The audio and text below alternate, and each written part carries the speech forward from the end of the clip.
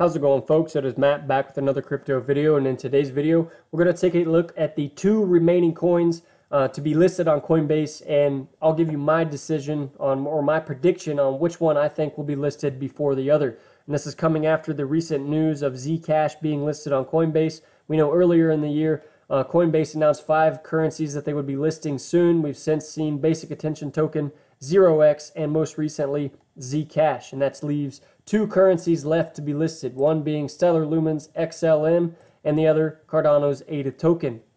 There's definitely been a lot of speculation, a lot of news articles written on which one should be listed before the other, this, that, and the other. So I'm going to give you my opinion, and we're going to look at what this is from Coinbase and all of the points that they take into consideration when they choose to list a project. So I'm going to go through most of these and kind of compare Cardano to Stellar and make a decision on which one I think will be listed first. That being said, this is not financial advice. I'm not a financial advisor. I'm simply doing this for educational and entertainment purposes. So please make your own decisions before making any financial investment, and please only spend expendable income. So when taking, I'd like to say also that I invest in both ADA and XLM. You know, I think both projects will be successful in the future. And this project, or this video, is really just to predict which one I think will be listed before the other. You know, it's kind of an easy guess at this point, being a 50-50 chance. You know, if it is truly between these two coins, which one gets listed next. You know, they could come out and list one that no one saw coming. It could be completely wrong. Anyway, looking at what the Coinbase listing criteria is. So, an open financial system. This section, innovation or efficiency gains, new or improved technology which helps solve a problem, creates a new market, addresses an unmet market need, or creates value for network participants. And really, I'd like, well, first let's just say, like, the first couple points, like 1 through 4, really it's almost like a neck and neck tie between both of them. Both of them have positives, both of them have negatives. But when looking at innovation as far as technology, XLM is kind of penetrating a niche market, and that is the tokenization of assets. Through a partnership with Smartlands, people have the ability to basically vote on and purchase hard assets. The one that I read about was like a coal mining company in Kentucky. Basically, if that was the project that got voted on and won, assets of that company would be tokenized, and you could essentially have a small portion of decentralized ownership of that company. They've also gone into the cross-border payments realm with their partnership through IBM. While this is not a new technology, you know, cross-border payments have been around for a while, but the WorldWire technology created by IBM is a drastic improvement on the current system. So when we look at ADA and their products, you know, Ethereum got listed due to the smart contract system that it implemented. You know, it pioneered that technology. But ADA aims to be an improvement on that technology and be far superior. So that's kind of the market need, I guess, a better Ethereum for the creation of decentralized applications. That is what Cardano is solving. As far as creating value for the network participants, while it's not complete, eventually you will be able to, through staking, that adds some value to the network participants. So as far as economic freedom, equality of opportunity, they're basically, they both meet the criteria, so there's no point in comparing them. When looking at decentralization, the network is public, decentralized, and enables trustless consensus. So ADA, to usher in the full era of decentralization, we're still waiting on Project Shelley to be complete, and that's expected to be complete in Q1 of next year. So the full decentralized era for ADA is not here yet. While XLM, the company owns a majority of the tokens, you know, similar to Ripple owning a majority of XRP. So that could be seen as a negative, but the majority of mining for Bitcoin is done in China. So you could make the same argument that Bitcoin is, in a sense, centralized by the Chinese government, the same argument that XLM is centralized because the company owns the majority of it. So if Bitcoin's already listed on Coinbase, I don't think that will be an issue for XLM. So 2.0 technology, When looking at the source code, is it open source code, well documented, peer reviewed, and testing by contributors separate from the initial development team on GitHub, etc. Both projects are open source. However, Cardano ADA may have a leg up, being the only project to be thoroughly peer reviewed by a third party. So as prototype, there is a working alpha or beta product on a test net or mainnet. You know, XLM, sorry, I got some notes written down. I'm just trying to find where I was at. So XLM has multiple working products. They have WorldWire that they got through their partnership with IBM to allow for cross-border payments. And another one is their very own decentralized exchange, StellarX. That's just a couple examples. You know, ADA is still a work in progress. We are waiting on Shelley and other projects, and the roadmap goes through the year 2020. So really, they do have some products, but you know, overall, it's still a work in progress. So as far as security and code, demonstrable record of responding to and improving security code after a vulnerability. You know, both of them are constantly updating bugs and what have you. So this section here, team, we'll look at the founders and leadership. Again, this is kind of a tie. Are they able to articulate vision, strategy, and use cases or drive developmental progress? Has a track record of demonstrable success or experience? And if information is available, Coinbase will apply know your client standards to publicly visible founders or leaders. So when we look at the founders of both projects, Charles Hoskinson, founder of the Cardano ADA token. He was also the co-founder of Ethereum and Ethereum Classic. Both of those currencies are already listed on Coinbase. So the leader of Cardano, Charles Hoskinson, has demonstrated success on numerous occasions, and he's definitely well experienced in the space. So when we look at the leader of Stellar Lumens XLM, that is Jed McCaleb. Jed was also the co-founder of XRP. So again, very similar. He helped be a part of a coin that is the #2 ranked currency in the world. It's been successful. He's experienced as well. So the founders and leadership is kind of a tie for both projects. When looking at engineering, assessment of the engineering team and their track record on setting and achieving deadlines. I'd like to say that both projects, again, have great teams behind them, but the Cardano team is using more advanced programming language. They're using the Haskell programming language, and everything they create is also peer-reviewed, which slows the progress of making these deadlines that they've set forward. So both teams are great, fantastic, but Cardano is a little bit slower in releasing their developments due to the advanced programming language and the peer review step. So business and operations, history of interacting with the community, setting a reasonable budget and managing funds, and achieving project milestones. Thoughtful cash management is a key driver of the project's long-term viability. Now, definitely Charles Hoskinson is highly involved with the Cardano community, but I'm going to focus on this last line here. Thoughtful cash management is a key driver of the project's long-term viability. And with recent news, Michael Parsons, who was the chairman of the Cardano Foundation, recently stepped down after Charles Hoskinson and Ken Kodama raised serious questions about the misuse of the foundation's funds. So the funds of Cardano, the Cardano Foundation, were being misused, and that's something they took a look at. Now, I think Charles Hoskinson and Ken Kodama did the right thing by calling him out on it and getting him to step down. So in the long term, I don't think that'll have a major effect on a Coinbase listing for it. But here in the short term, this is still fresh news and could play some sort of decision-making role at Coinbase. So specialized knowledge and key people. The project leadership is not highly centralized or dependent on a small number of key persons. Specialized knowledge in this field is not limited to a small group of people. So both organizations are in a sense decentralized. You know, certainly a project like Digibyte is far more decentralized as a corporate structure, because there is none. It's basically, well, we'll look at Cardano. So anyway, Cardano is split into 3 groups, and that is Emergo, IOHK, and the Cardano Foundation, each playing their own role within the overall community.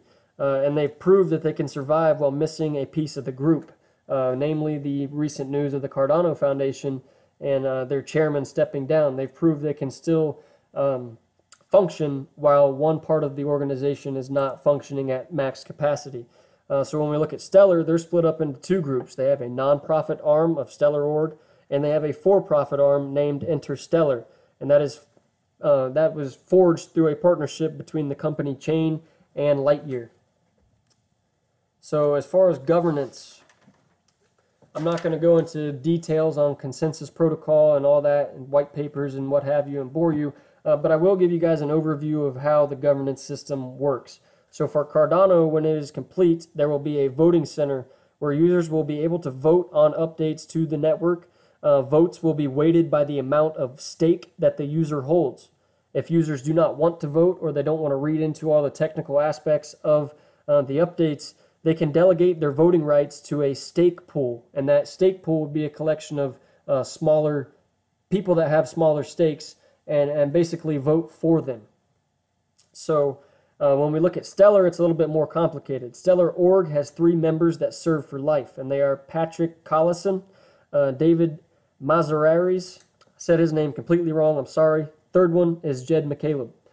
So it's certainly more centralized than Cardano will be in the future. But so these 3 people that serve for life are responsible for electing the board of directors.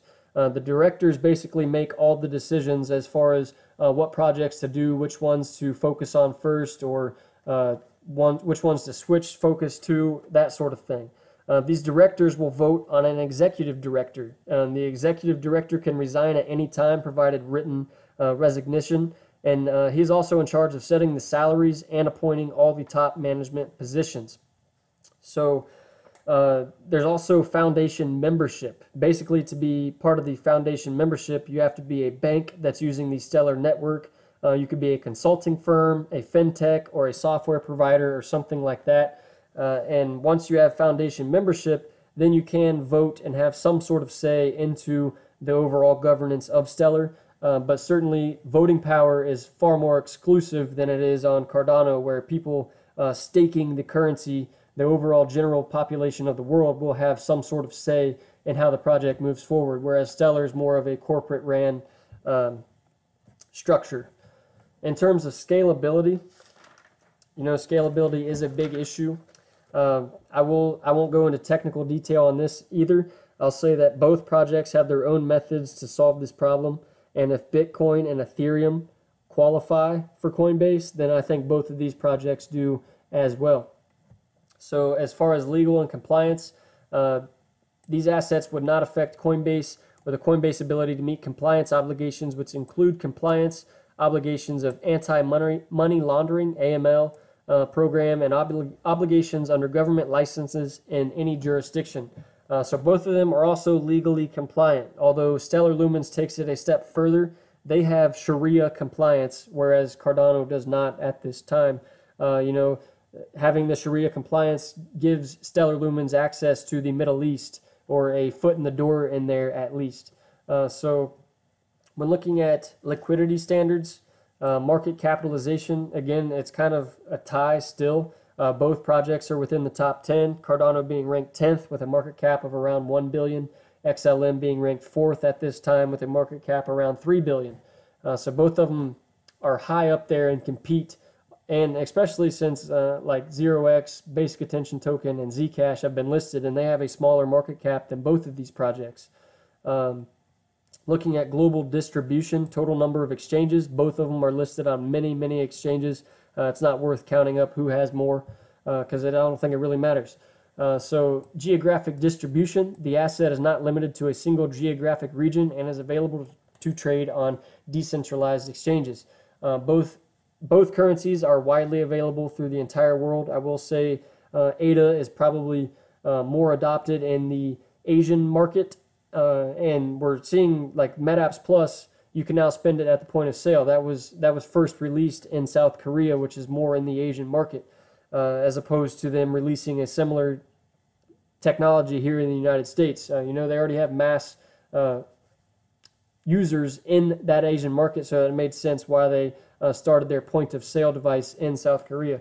When we look at XLM, it's a United States company. They have strong connections to Australia through IBM. They have Sharia compliance, giving them access to the Middle East. And again, through different exchanges, it's available across the world. So really, both of them are geographically distributed. They both have multiple fiat and crypto pairings, and their exchange volume being distributed. So that's all kind of a, up until now, it's kind of been of a tie, in my opinion. So this last point that I'll cover, the market demand, is what I think will set one of these projects ahead of the other and get it listed first. So consumer demand. Consumer demand is carefully considered. However, any asset which is created from a fork, airdrop, or automated token distribution is subject to separate criteria. So both of them have consumer demand. As I already said, they have Cardano has penetration in Asia, and with the ability to spend it at the point of sale in South Korea, the consumer demand can grow from there. As far as demand for Stellar, as more people use the network, they're going to need to own Stellar to pay the network fees. There's definitely interest as far as institutional investment in Stellar, and that would add a massive consumer demand for it. So developers, going through my notes real quick. Developers and contributors. ADA can grow, well, this is looking for growing developer base and measured progress defined by the number of repositories, commits, and contributors. So ADA has its developer base, stands a chance for its developer base to grow as more decentralized applications are built on the network. As far as contributors for the Stellar network, I think they are superior to ADA through all of their partnerships. With IBM contributing, they created WorldWire, which allowed for the cross-border payments. And I'll get more into partnerships when we get to the external stakeholders. So for community activity, dedicated forums are available where developers, supporters, users, and founders can interact and build a community and offer transparency onto the project. The team provides regular updates or is responsive to feedback. I think they both kind of tie here. They're both widely known across the world. There's news written about both of them all the time. You can read up on it if you want. As far as updates, I will say ADA kind of, with Charles Hoskinson doing his Ask Me Anything videos, I think he's more involved with the community than Stellar is, but you can still find information out about both projects through different channels. So external stakeholders, I think this is where I'm going to go ahead and say it. I think Stellar Lumens will get the listing on Coinbase before ADA, and it's mainly due to the external stakeholders. There are investments from venture firms or hedge funds which have experience working with crypto companies on projects. The project has corporate partnerships, joint ventures, or dedicated consortiums. And I think as far as corporate partnerships, Stellar is outpacing Cardano and ADA by leaps and strides. When we look at just a couple of their partnerships, like we've mentioned before, Interstellar brought the company Chain, partnered with the company Lightyear. And when Chain came to the table, they brought with them Visa, Citigroup, and NASDAQ. Those are household names that are now in the Stellar network, so to speak. Stellar has a partnership with Prime Trust. Prime Trust is a fully regulated, qualified custodian, and they will be adding tokens that are based on the Stellar blockchain. Stellar has a partnership with IBM. IBM has created WorldWire for cross-border payments, and IBM is working on several hundred, I believe, different other solutions for blockchain technology. And that's a big partnership for Stellar. There's also rumors that a partnership with Fidelity may happen, and that's because Tom Jessup, who is a corporate member of corporate at Fidelity, was also a corporate member at Stellar. So he could kind of bridge the gap between Stellar and Fidelity when Fidelity does get involved in cryptocurrency. Also looking at the investment app called Circle. Circle offers the XLM currency already, and Circle and Coinbase have been known to work together or tied together in some way. So the fact that Circle already has XLM listed could mean that Coinbase listed as well. There's also another reason that a member of the Stellar board is the president of Y Combinator, and Y Combinator owns 7% of Coinbase. So those are big reasons that Stellar, or in my opinion, Stellar will be listed before ADA on Coinbase. And I won't go into the rest of these points, as I feel there's already been a strong enough case made to justify XLM getting listed before Cardano. You know, ADA is a great project with a great team and great community behind it, but it's not a finished product yet at this time. You know, a couple years down the road, ADA could be more successful than Stellar. This is simply which one I think may be listed on Coinbase first. You know, XLM or Stellar has many household name partnerships already. It's caught the attention of institutional investment.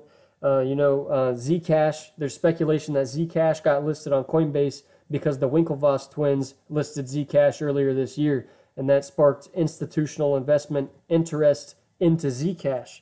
And the fact that institutions are already interested in Stellar is why Coinbase may be more keen to list it ahead of ADA. I mean, especially because ADA is not a complete finished project yet. So that will wrap up today's video. Hope you guys enjoyed it. Don't forget to hit the subscribe button, hit the bell to get notifications, like it, share it, leave a comment, and I'll see you guys later.